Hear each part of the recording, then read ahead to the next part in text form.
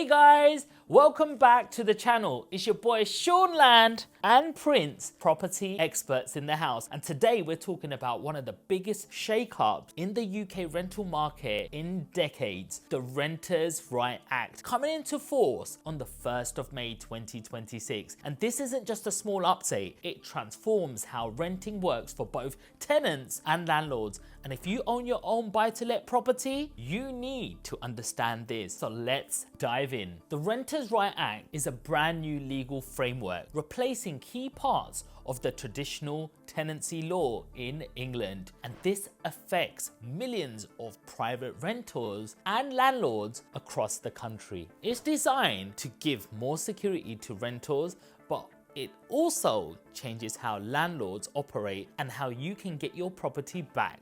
Before we get into specifics, there's a new Renters' Right Act information sheet that every landlord must give to their tenants by the 31st of May 2026. And if you don't, you could face fines up to £7,000. No more Section 21. First up, the abolishment of the Section 21.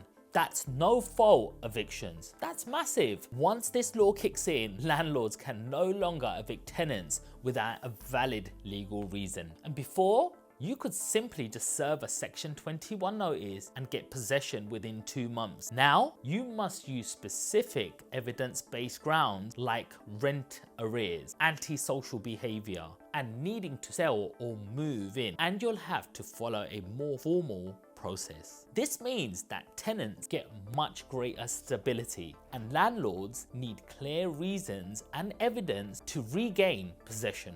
All tenancies become rolling, so no more fixed terms. Next, fixed term tenancies are effectively gone. This means there's no more 6 or 12 months ASTs from the 1st of May.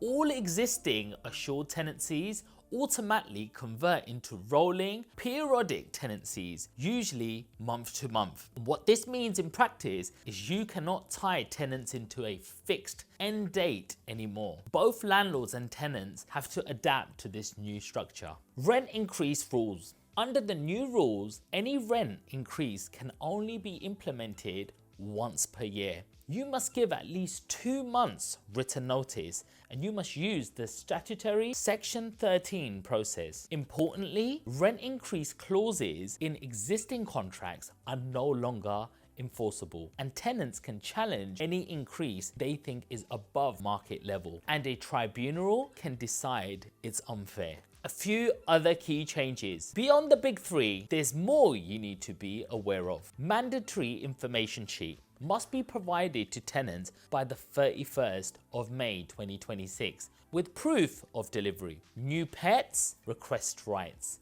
Blanket, no pet clauses can't be enforced anymore. Landlord Ombudsman and PRS database, new frameworks from dispute resolutions and legal compliance. End of rental bidding. No more tenants bidding on advertised rent. Decent home standards and enforcement. Landlords must meet quality and safety standards or councils can fine heavily. So what do landlords do? Landlords must now have an action plan. So what do you need to be doing right now if you're a landlord or an investor? Well, the very first thing you need to do is download the official information PDF from gov.uk and prepare to serve it to every tenant by May the 31st, 2026. Not just an email link, no. Update your processes and form. Old fixed term clauses, rent review clauses, or Section 21 references are obsolete. Review your rent increase and possession strategies so you're compliant and prepared. 4. Get registered on the new PRS database and join the Landlord Ombudsman scheme where required.